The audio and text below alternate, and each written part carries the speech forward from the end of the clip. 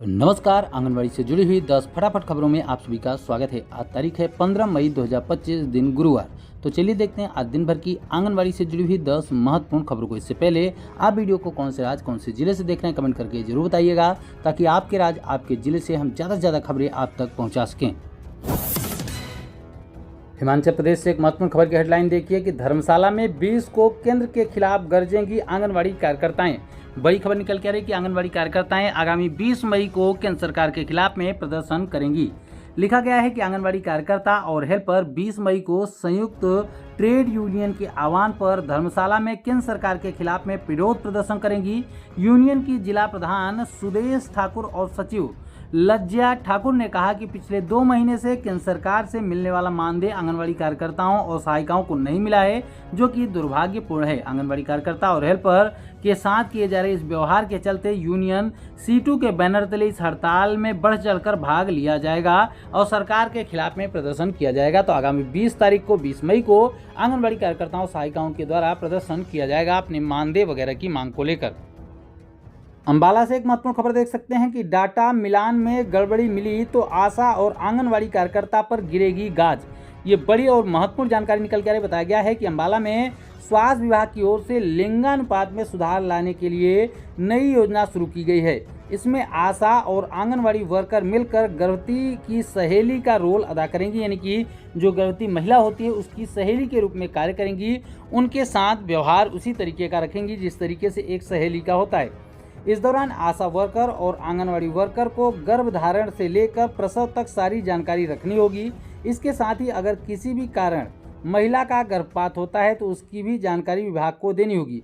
इसका रिकॉर्ड अगर नहीं मिला तो विभागीय कार्रवाई इनके ऊपर की जाएगी, यानी कि अगर इसका रिकॉर्ड नहीं रखा गया है तो आंगनवाड़ी और आशा कार्यकर्ता के ऊपर गाज गिर सकती है, उनके ऊपर कार्रवाई की जा सकती है। क्योंकि आंगनबाड़ी कार्यकर्ताएं आशा कार्यकर्ताएं पहले से भी ये काम करती रहती थी, लेकिन अब लिंगानुपात में सुधार करने को लेकर लिंगानुपात के बारे में आप सभी को पता होगा। लिंगानुपात से तात्पर्य यह है कि कितनी महिला और कितनी पुरुष हैं 1000 में। तो इस तरीके से उसमें सुधार लाने का प्रयास किया जा रहा है, जिसमें आंगनबाड़ी कार्यकर्ताओं और आशा कार्यकर्ताओं को महत्वपूर्ण भूमिका दी गई है कि वो गर्भवती महिलाओं की सहेली के रूप में कार्य करें और उनका डाटा एकत्र करें। अगर डाटा नहीं मिलता है तो उनके खिलाफ कार्रवाई भी की जा सकती है। कि संभल में आंगनबाड़ी सुपरवाइजर रंगे हाथों गिरफ्तार। 7,000 रुपए रिश्वत लेने के लिए एंटी करप्शन टीम ने उनको धर दबोचा है। यहाँ पर जो आंगनबाड़ी कार्यकर्ता थी जिनका नाम राजकुमारी है, उनकी सूझबूझ उनके चलते उन्होंने शिकायत की थी इसकी। उसके बाद अधिकारियों ने, उनकी जो एंटी करप्शन टीम है, उन्होंने एक पूरी योजना बनाई थी, प्लानिंग की थी। उसके बाद यहाँ पर रंगे हाथों गिरफ्तार किया गया है। आगरा से एक महत्वपूर्ण खबर देख सकते हैं कि आंगनबाड़ी केंद्रों पर बच्चों को पढ़ाएंगे एजुकेटर। जैसा कि हमने आप सभी को पहले भी बताया हुआ है, उत्तर प्रदेश में आंगनबाड़ी केंद्रों में अब एक नई भर्ती की जाएगी, एजुकेटर की भर्ती।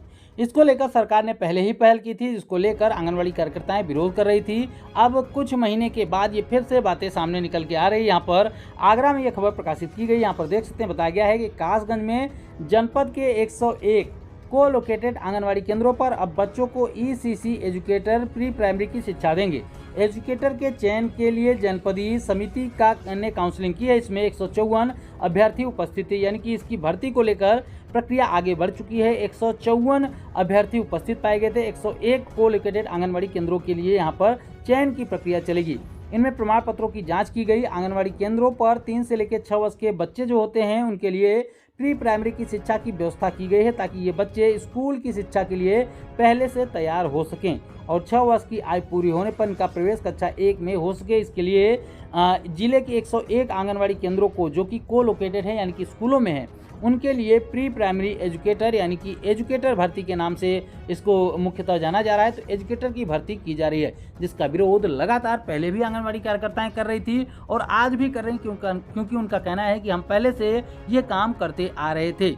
यहाँ पर अगर एजुकेटर की भर्ती हो भी जाती है तब भी आंगनबाड़ी कार्यकर्ताओं को ये कार्य करने ही पड़ेंगे, यानी कि आंगनबाड़ी कार्यकर्ताओं का न तो काम कम हुआ और न ही कोई और चीज़ कम हुई और न ही मानदेय बढ़ाया गया, क्योंकि उनको केवल और केवल शिक्षा के लिए रखा गया है। केवल प्री प्राइमरी की शिक्षा देने का काम करेंगे एजुकेटर। उनको 10,300 रुपये का मानदेय देगी सरकार। और जो आंगनबाड़ी कार्यकर्ताएं प्री प्राइमरी की शिक्षा भी दे रही हैं, इसके अलावा पोषाहार पर भी ध्यान दे रही हैं, गर्भवती माताओं को भी देख रही हैं, धात्री माताओं को भी देख रही हैं, तमाम और भी गतिविधियाँ कर रही हैं, उन सभी कार्यों को करने के बावजूद भी उन आंगनवाड़ी कार्यकर्ताओं को मात्र 6,000 रुपए का मानदेय मिल रहा है, जो कि काफी चिंता का विषय है। इस बात को लेकर आंगनवाड़ी कार्यकर्ताएं लगातार प्रदर्शन कर रही हैं।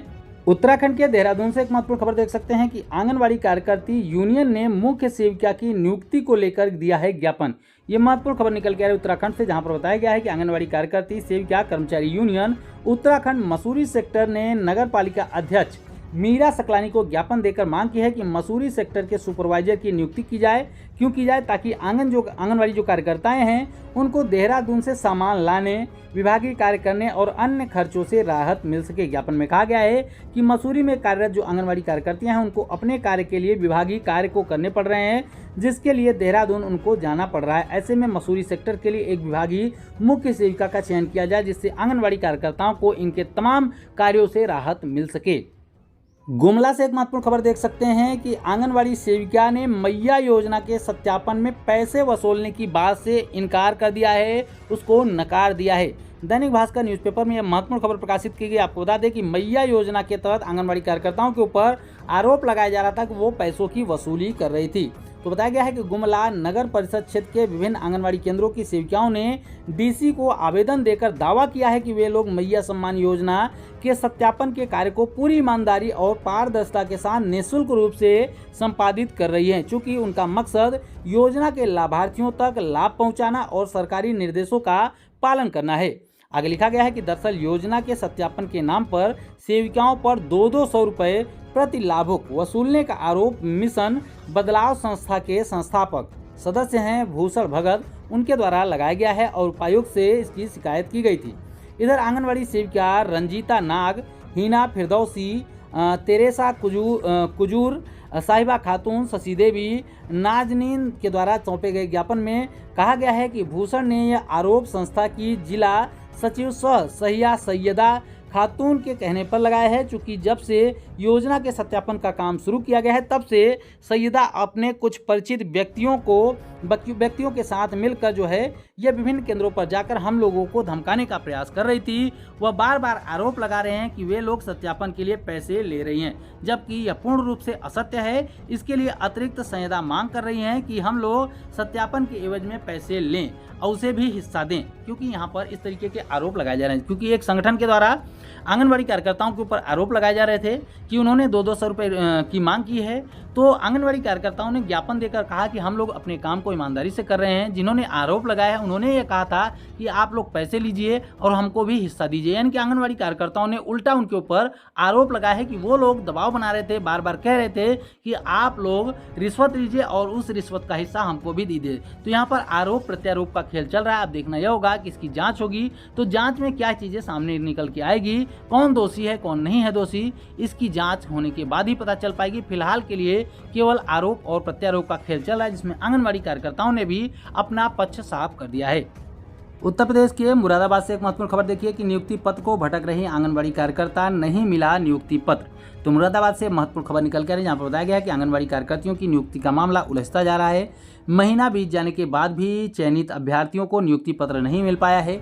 इस वजह से परियोजनाओं का संचालन शुरू में हो पाया है, जबकि चयन के बाद भी उनका मानदेय नहीं बन पाया है। जनवरी माह में यहाँ 372 पदों पर आंगनवाड़ी कार्यकर्तियों की भर्ती शुरू हुई थी। 8 अप्रैल को देहात क्षेत्र के 262 केंद्रों की कार्यकर्ताओं के चयन का ऐलान कर दिया गया था। उनकी सूची विकास भवन स्थित कार्यालय और ब्लॉक मुख्यालयों पर चस्पा कर दी गई थी, जबकि शहरी क्षेत्रों की नियुक्ति को लेकर शिकायतें आ रही। इस वजह से शहर के 44 केंद्रों की नियुक्तियां अभी भी रुकी पड़ी हैं।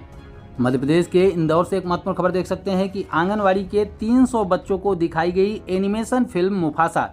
मुफासा एक फिल्म है जो कि एनिमेटेड है, वो फिल्म बच्चों को दिखाई गई। उसकी कुछ तस्वीरें यहाँ पर साझा की गई, जैसा कि आप देख सकते हैं भारी संख्या में यहाँ पर बच्चों की संख्या दिख रही होगी। यहाँ पर तमाम और भी बच्चों की संख्या पीले ड्रेस में दिख रही होगी। ये तमाम बच्चे आंगनवाड़ी केंद्रों के बच्चे हैं। इन सभी बच्चों को जो है एनिमेटेड फिल्म देख सकते हैं सपनों का सिनेमा, ये यहाँ पर देखिएगा तो ये सिनेमा हॉल है। वहाँ पर तमाम बच्चे, बताया जा रहा है कि 300 बच्चे थे। इन सभी 300 बच्चों को एनिमेटेड फिल्म है मुफासा वो दिखाई गई है।